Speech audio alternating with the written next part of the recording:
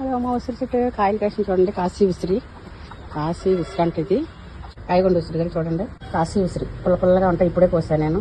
శుభ్రం చేసి పట్టుకొచ్చి ఇక్కడ పెట్టాను, మీకు చూపిస్తా. కానీ ఇది నా బ్రేక్ఫాస్ట్ అండి. ఇది ఉల్లిపాయలు వేసుకున్న తర్వాత ఉల్లిపాయలు వేగిన తర్వాత టమాటాలు వేసుకోండి.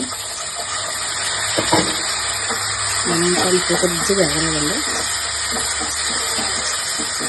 టమాటాలు కొద్దిగా ఎగరించిన తర్వాత 2 గంటలు వేస్తుంది.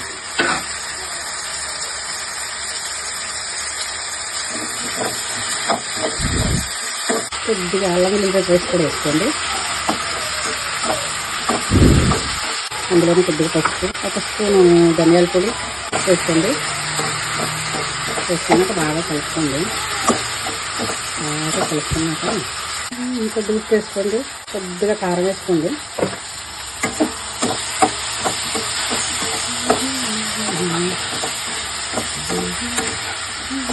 కొద్దిగా వేగినాయి కదా, అంతేనండి. గ్లాస్ నీళ్ళు వేసుకుని మూత పెట్టేసుకోండి.